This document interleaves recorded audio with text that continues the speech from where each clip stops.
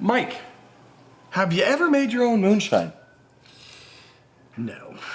Well, we're going to talk about making your own moonshine a little bit later, but first, the booze news. In beer news, we had a couple quick stories for you. First, Anchor. Mike, has there been an update on Anchor Brewing? Anchor Brewing has announced that they're going to actually announce who's won the bid. Fantastic. Yeah. In a couple more weeks, we'll have the announcement, but this precludes the announcement of the announcement. I'm sure in May. We will find out soon how much Sapporo has screwed up America's oldest craft beer. And speaking of screwing up beers, our next beer story is about Ballast Point. Ballast Point has decided to close their headquarter brewery, meaning that they no longer produce any beer at any of their original breweries, but they're keeping like a couple restaurants open. So Ballast Point, after selling to Constellation for $1 billion, has now completed its metamorphosis into a pile of garbage.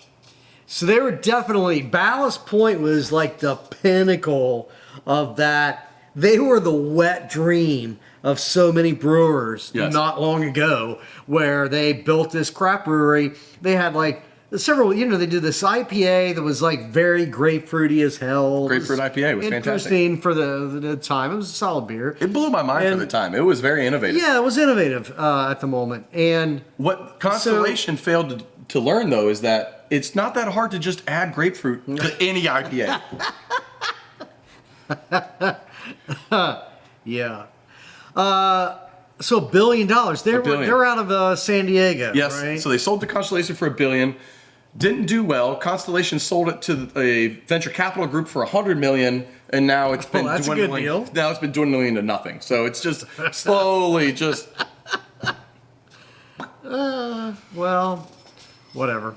In Belgian beer news, a Belgian brewer got pulled over and arrested for drunk driving 3 different times, and he filed that he was innocent in the courts, and the courts found him innocent. Any idea why? It's Belgium, and you're expected to drink and drive? That's a great guess. Auto-brewery syndrome. His brewery was anything he ate or drank that had sugar in it was getting fermented into alcohol. The man lived in a state of constant drunkenness. Didn't even realize it. I have read about that condition in the past. It's crazy. Like your own body just makes you drunk. Yes. And Yes. I've heard people say like, "Oh, that'd be fantastic." That would be awful. Yeah. You're in a constant state of being hungover and being drunk at the same time. Oh my God. I choose when to get drunk, and I still highly regret, most of those decisions. But at least I have some autonomy over it. I mean, God damn, that sounds awful. Can you cure it? Yeah, my understanding is you can cure it. You basically got to nuke your microbiome, get it restarted, and then you're good to go. There's basically yeast living in his gut that's turning things into alcohol. What's crazy is that his lawyer said, quote, "It is an unfortunate coincidence that this man also happens to work in a brewery." So you imagine when he's gotten pulled over and he's like, "I swear I haven't been drinking. I just work in a brewery and I smell like beer, but I swear to God, I'm not drunk." But he wasn't. Here's the thing. Belgian law has to be different from American law. For sure. Because one of the things that I really hate about American DUI laws is like, if you refuse the breathalyzer test, which is completely unreliable, if you refuse it, then you're automatically guilty of something. You're automatically guilty of a crime for refusing to participate in a bullshit, flawed science. And then, you're either past their arbitrary limit or you're not. There's no intent involved. So that guy, the auto brewer thing, he wasn't not drunk, right? Right. Yeah, he was absolutely drunk. So he wasn't intending to be drunk. Correct. In America, that wouldn't matter. I don't give a shit why you're drunk. You're drunk. Yeah. Right? Guilty. In wine news, a winemaker in France has been arrested for years of stealing wine from his employer and selling it for 1/5 the price on the black market in order to fund his cocaine habit. Does it sound familiar? Are you? I mean, I've only dabbled in Coke, Brett. And when I steal from my employer, I sell shit for at least 50% the value. So no, I don't know what you mean. So this was some rookie ass shit, is what you're saying? Yes, absolutely. But how do you? I mean, how long was he doing this? Years. They only got him. His employer said, quote, "I don't know how far back this goes. My records for inventory aren't quite clear, but it's been years. However, the government only went back as far as 9 months. They collected 9 months of data before they arrested him. So 2, 3, 4 years? A long time. I would file the defense of what the fuck did you expect? Run your business better. I mean, At that point in time, it's just part of his salary. yeah. Just get the man his cocaine and let him make good Right. wine. They're selling it for $50 a bottle. I mean, like, come on. He's obviously doing a good job. I take a pallet of Urban Artifact beer on a weekly basis. But I've never noticed. no more than a pallet. Eric and I split it. It's fine. We sell it for clever. 50%. That's you know? good.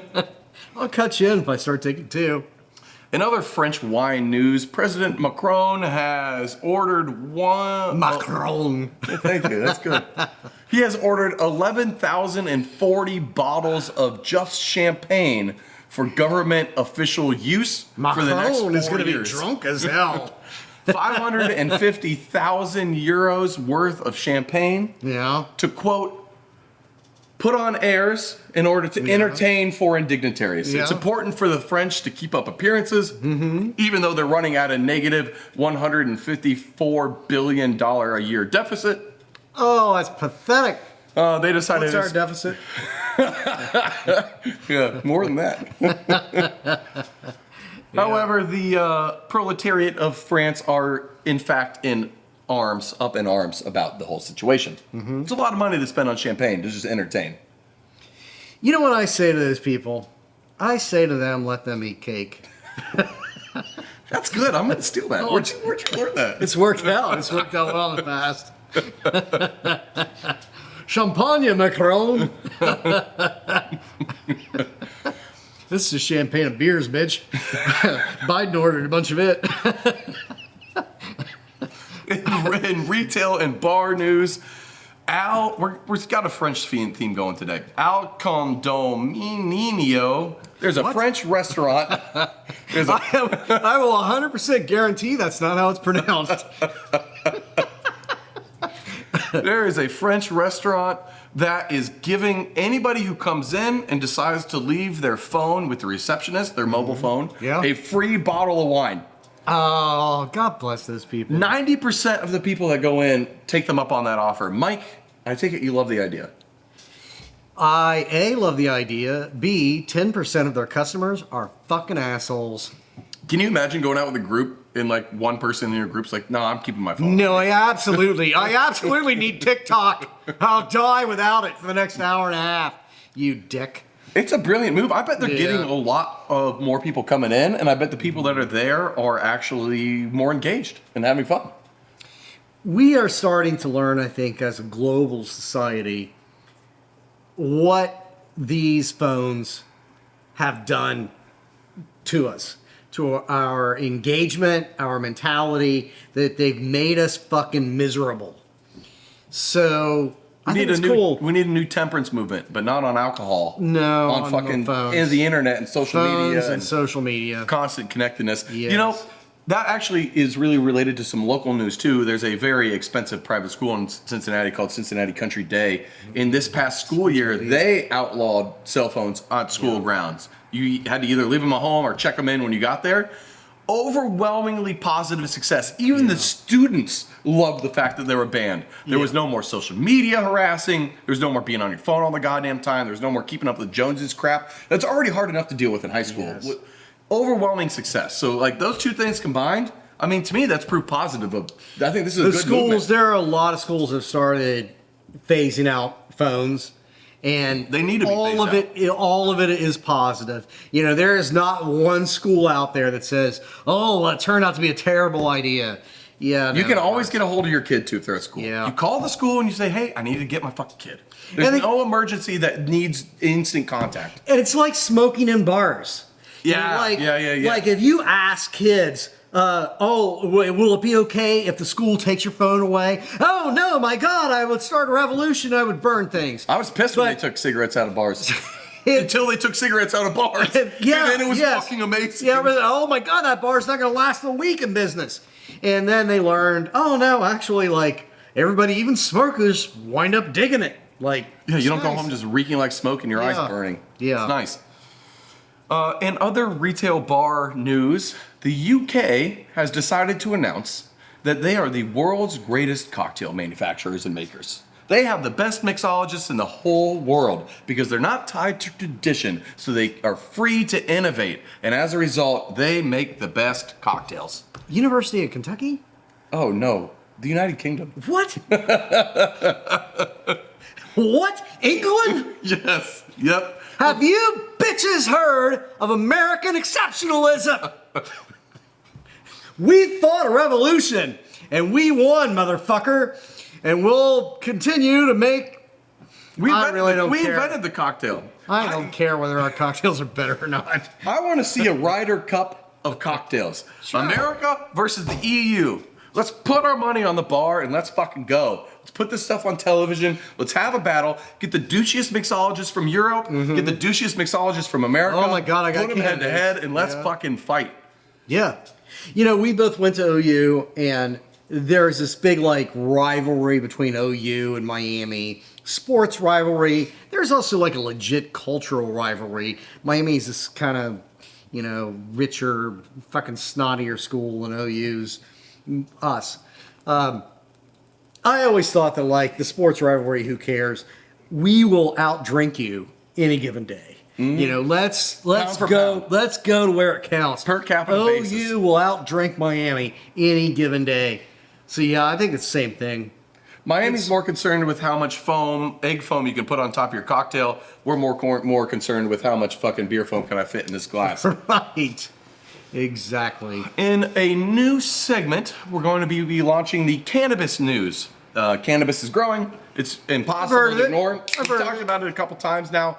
The zeitgeist is changing, and we're going to be part of this fucking talking about it and integrating it into, well, basically intoxication culture, which is really what Brew Skies is all about. I think it's what I used to hear of as wacky weed. I might have even indulged. I don't know, once or twice. Well, now you can too. This has, we're going to start Yeah, off with Brett's permission. You can get high now. God damn it. We're going to start this off with a softball segment for our cannabis news by officially declaring this the summer of the THC beverage. Thanks to the government agricultural farm bill, hemp is a legal product, and hemp is defined as having 0.3% of or less of THC by dry weight. Now, the key there is dry weight. Now, what that means is on a weight by weight basis, it has to have less than 0.3% THC. For a beverage, which is very heavy compared to a dried plant, 0.3% is 100 milligrams per 12 ounces. So in a 12-ounce can, federally legal, you can have a 100 milligram serving of THC in that beverage. And as a result, over the past 3 years, more than 3 years, that's been going on since like 2018, over the past 6 years, people are finally realizing that you can do this, you can not get arrested, you cannot get your business shut down, and they're starting to pop up everywhere. So be on the lookout for THC beverages. We've launched our own here at Urban Artifact called Costello. But more to the point, this is gonna be a huge sea change in drinking culture. And the great thing about these hemp beverages is that they're not rec. They're regulated under the hemp bill, the farm bill law, which means they can be anywhere, which means they can be at bars, they can be at restaurants. This is heralding to me a huge change. Preschools. Preschools, sure. Corner stores. Heralding a change in how we consume and get intoxicated. You can go to a bar, and if you don't want to drink alcohol, you can still get a little bit messed up. And I think that's pretty awesome. And I think this is going to be the year that is entering the mainstream consciousness, because I feel like it's been flying under the radar for a while, and this hemp stuff's really going to take off. I'm good with it. I think that we should probably just have a rational legal system policy, as opposed to Loopholes and puzzles. loopholes and puzzles. But whatever. Well, anyway, we'll be getting a little more detailed every week with our cannabis circular news segment. But for now, is that nice little softball. Have fun. Be on the lookout for THC hemp beverages. They're going to be popping up literally everywhere, except for a couple states that have gotten ahead of that and wanted to ban them on a state-by-state basis. You know what else you should be on the lookout for, Brett? No, what? This book. Hey. We wrote that. Brett and I just wrote this book. It is very Cincinnati-centric because that's what it's History Press. We were asked to do it. But the stories that we covered in this book, I think, are really universal about the beer industry. Like the ways that people got rich or almost got rich and didn't. We had this brewery here in Greater Cincinnati called Oldenburg in the late 80s. It was really revolutionary, almost completely forgotten by everybody now at this point. But my God, they became this close. They were that close. This close to taking over America. The chain brew pub was like their thing well before it was a thing from anybody. And they just grew a little bit, read the book and you'll find out what happened. Yeah, we interviewed Beer Dave, who was the very first beer buyer in the United States. We part of the Jim Cook interview of Boston Beers in this book. Yep. So yeah, the second biggest craft brewery in the country. We also interviewed another giant craft brewery in the country, Ryan, guys. Yes. Regardless, check it all out. Link below. Sold. You can buy our book. You can get it on Amazon, but please check that link out. All the money then goes directly to the authors rather than to fucking Jeff Bezos, who we all know doesn't need a goddamn single cent more. Now, our main story, Mike, Moonshine. This is shocking. I honestly cannot believe it. What the hell happened in West Virginia? Well, you're going to have to narrow that down. Specifically Moonshine. What the hell happened in West Virginia?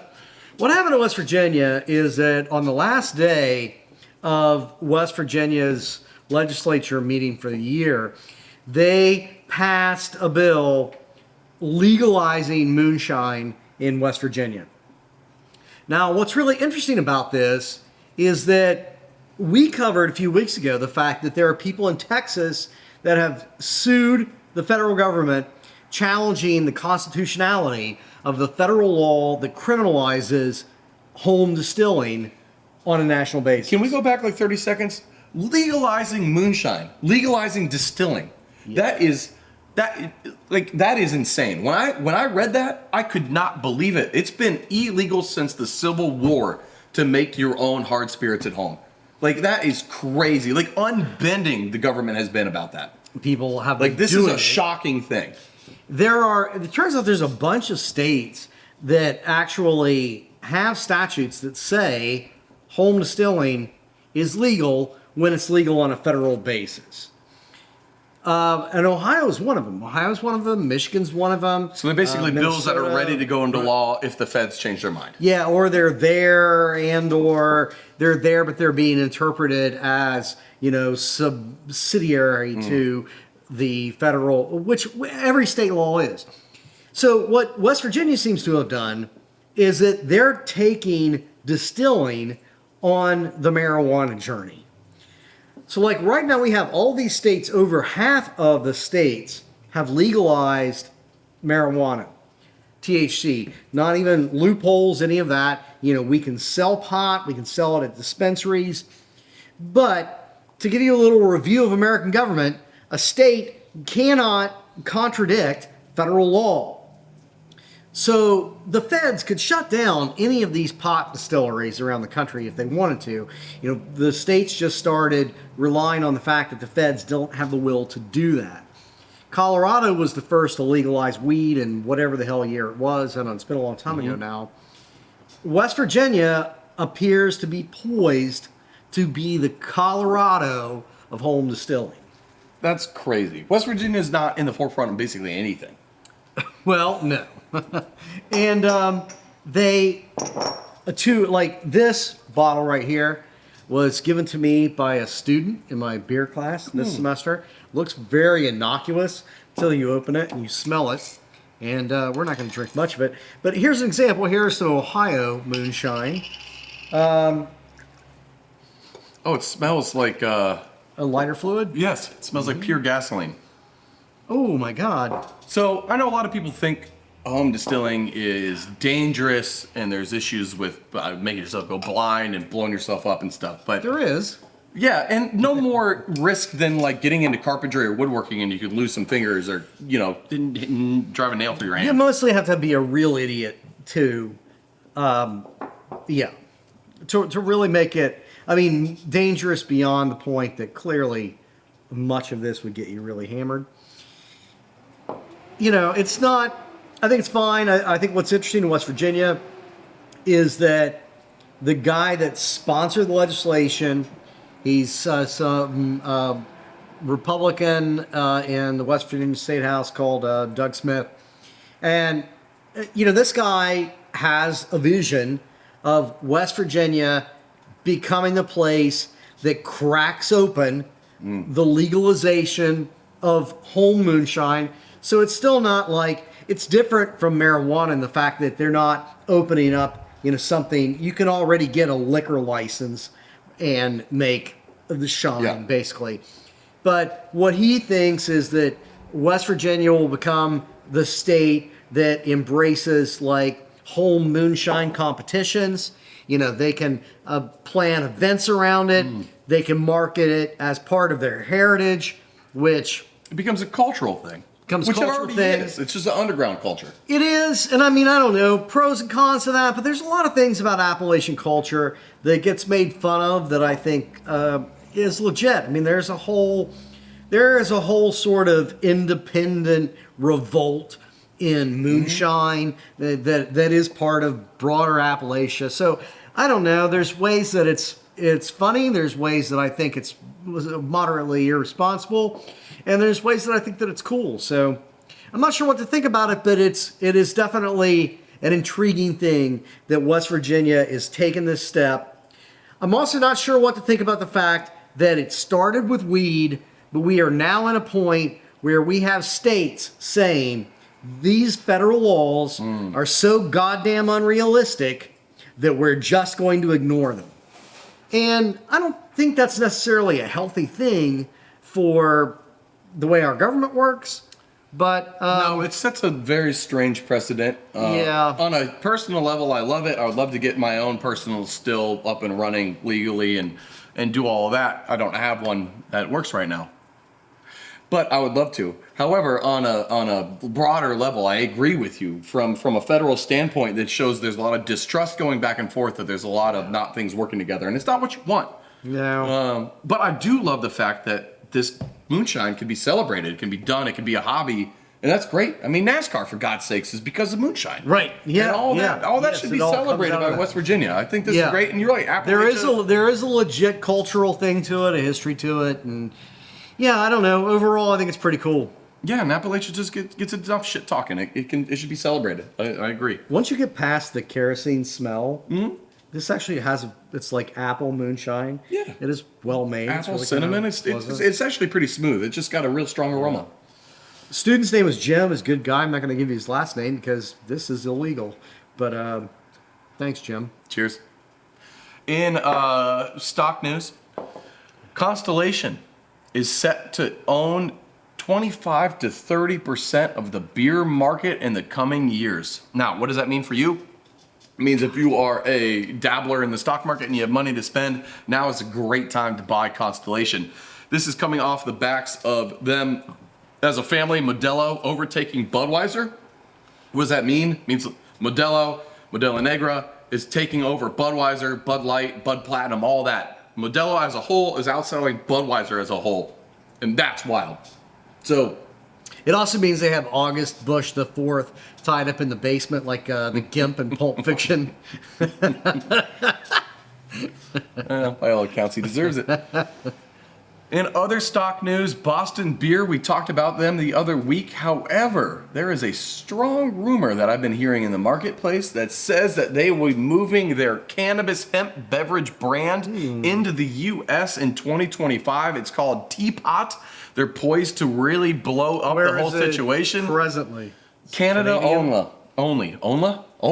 Yeah. Canada, Oma. And when it launches in the U.S., they might be one of the biggest companies to launch a hemp-based beverage brand nationally. There could be some huge upshot to their stock, much like there was when seltzer was the rage. So They're going to do it the same way you guys are doing it with this like farm bill loophole. yes, that is, by all accounts, it is not changing the farm bill loophole. I know there's a couple of fucking bullshit conservative asshole Republicans who are like, we need to close this loophole, but it ain't happening. There's the more fucking than two bullshit asshole. cat's out of the bag. This moonshine's going right to my head. In that news, I would say buy us a plan on Patreon, which we're on. However, buy us a copy of our book. Check out below. Check us out on brewscotch.com. I mean, buy it for yourself. You don't need to give it back to us. Yeah, wait, what? Brett's drunk. You people have a good week. We love you. Cheers.